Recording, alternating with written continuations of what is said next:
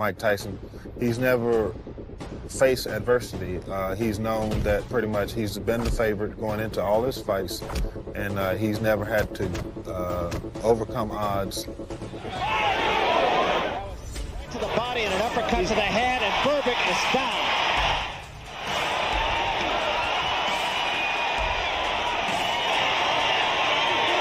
It's over. That's all. You're supposed to set examples. You can't be the heavyweight champion of the world and use foul language. As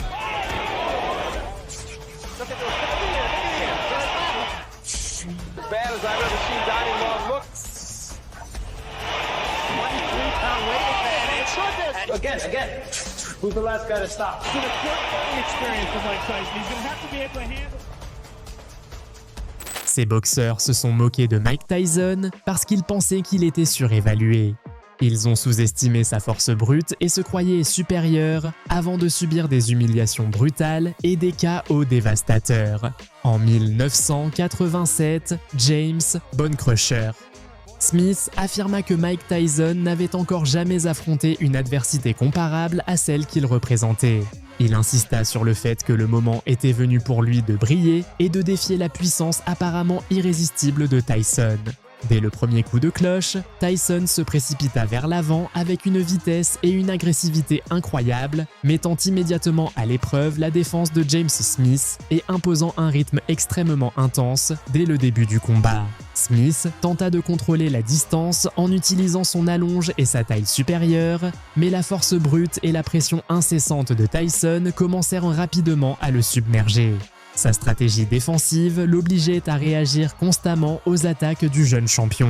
Malgré la plus grande taille de Smith et les accrochages fréquents, Tyson manœuvrait avec intelligence, plaçait des coups efficaces et démontrait comment sa force et sa vitesse pouvaient neutraliser tous les avantages que son adversaire tentait d'exploiter pendant le premier round.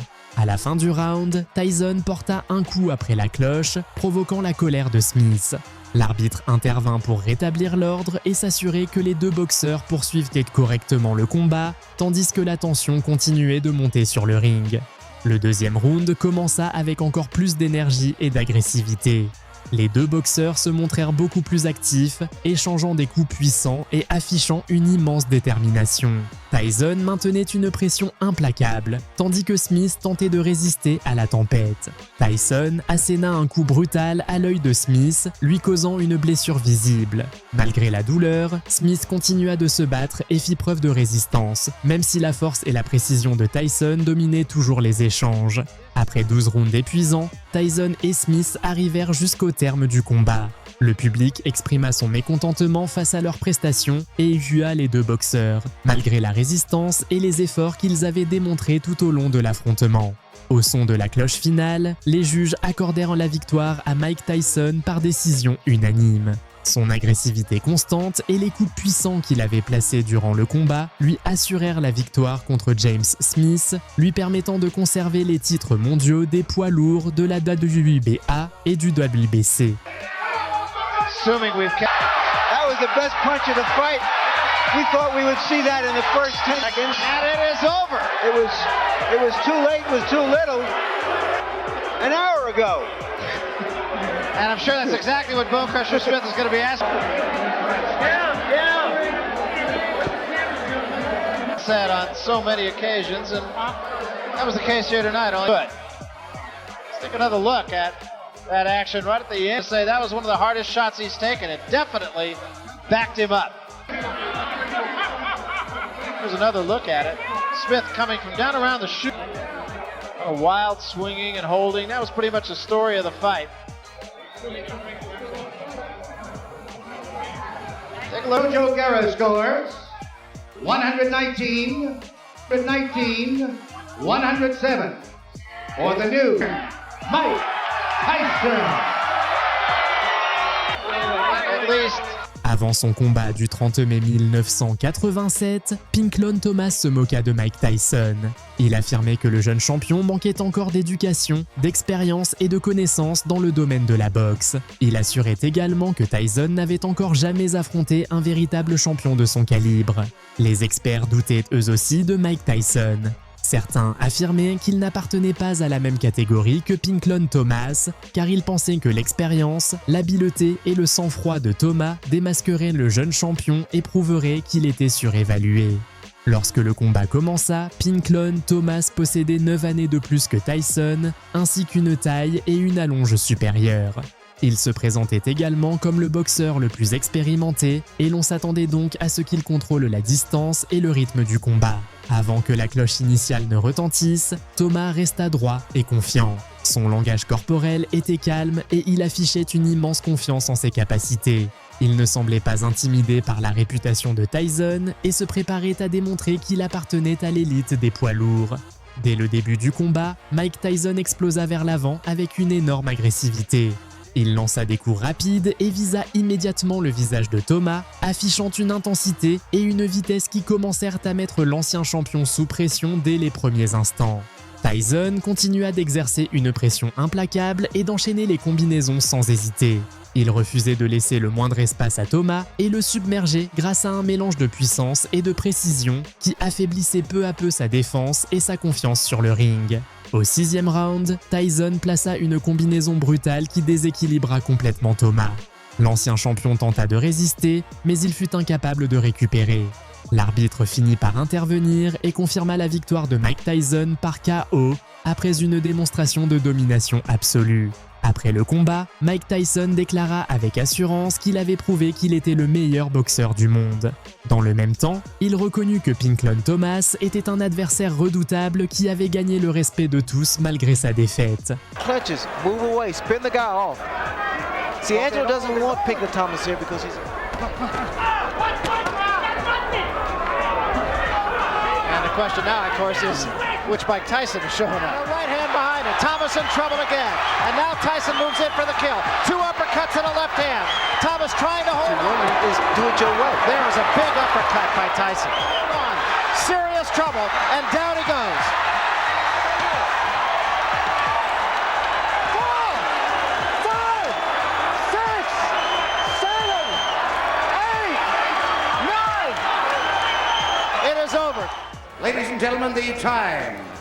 Avant leur combat du 21 juillet 1989, Carl Williams affirma que Mike Tyson n'était pas au meilleur de sa forme. Il évoqua également les différentes distractions présentes dans la vie privée du champion et assura qu'il était désormais un bien meilleur boxeur que lorsqu'il avait connu Tyson pendant son adolescence. Lorsque le combat commença, Carl Williams se montra calme, sûr de lui et totalement concentré sur sa stratégie. Le combat débuta avec intensité lorsque les deux boxeurs se dirigèrent vers le centre du ring.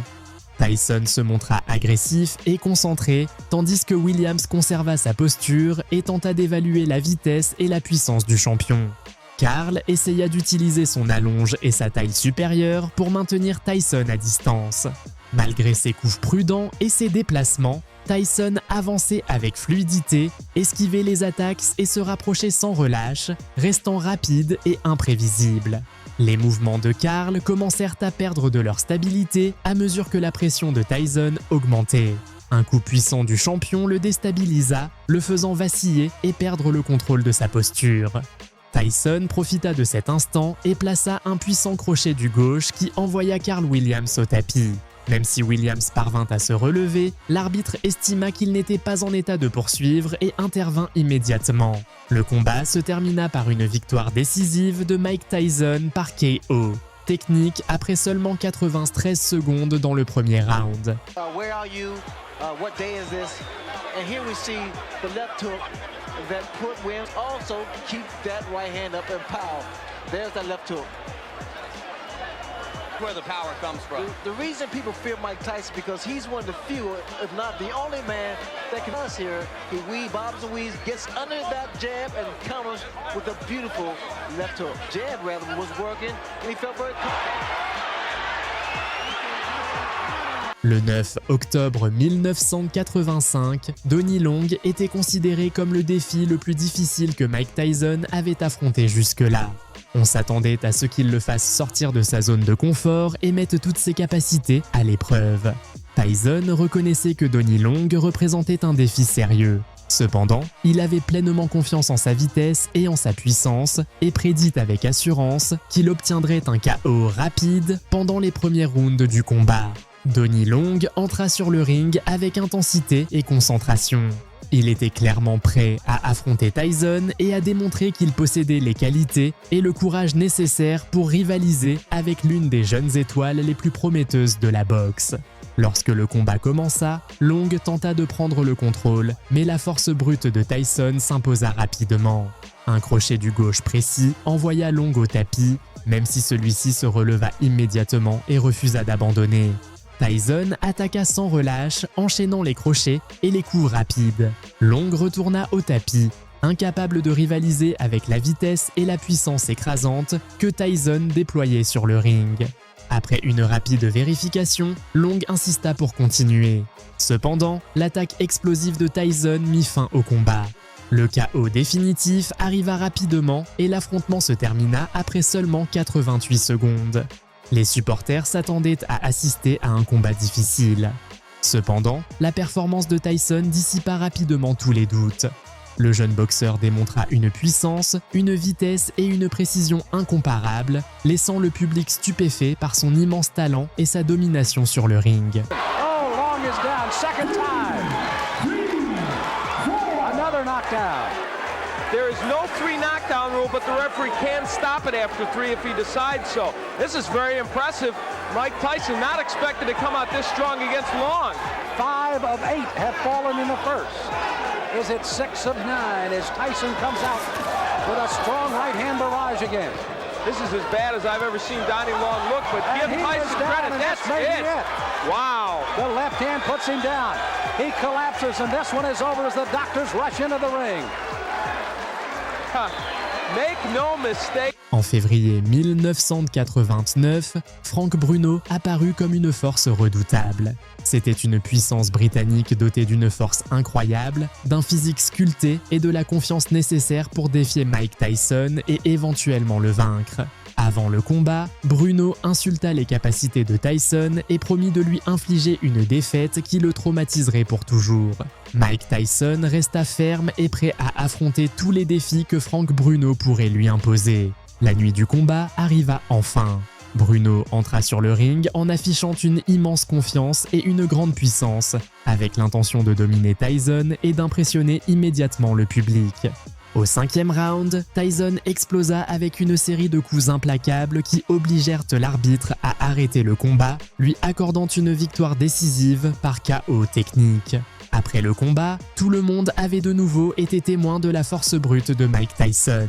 Les supporters et les experts saluèrent sa vitesse, sa précision et sa concentration, prouvant qu'il restait pratiquement impossible à arrêter.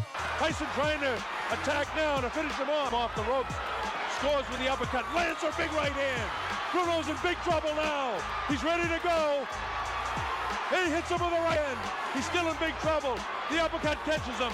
The right hand catches him. A fighter cannot be saved by the bell as the big right hand lands. Tyson knows he's got him in big trouble. If he doesn't answer it. Le 22 novembre 1986, Mike Tyson affronta Trevor Berbick.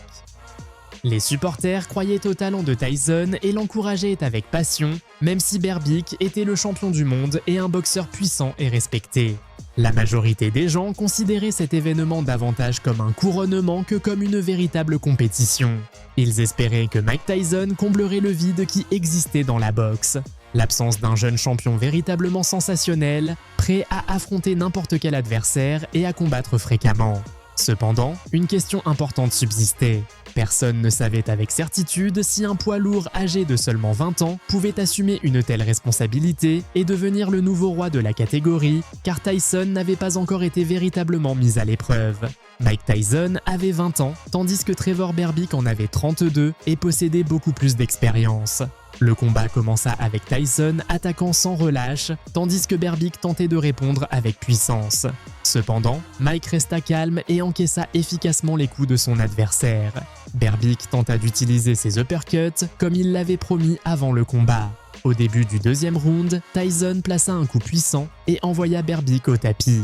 Cependant, le champion se releva rapidement et refusa de rester au sol. Pendant ce même round, Berbick chuta une nouvelle fois. Malgré cela, il lutta désespérément pour se remettre debout et fit preuve d'une immense détermination face à la puissance dévastatrice de Tyson.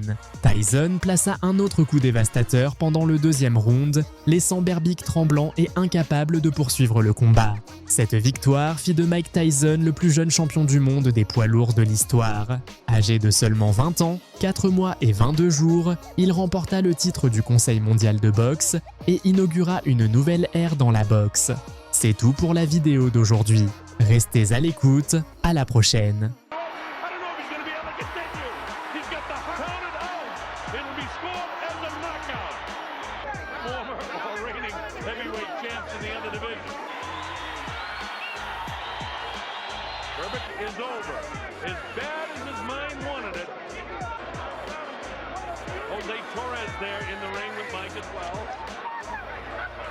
Former light heavyweight champion of the world. Trevor is disappointed, can't believe what's happened, and it's jubilant. Mills Lane counted him out to 10. It's all over. We've got a brand new heavyweight champion of the world, Mike Tyson. Well, Trevor Berbick was brave and he only going to round one. And from about the midway point in round one, he couldn't do anything. There's my ring announcer. Here we go. Ladies and gentlemen,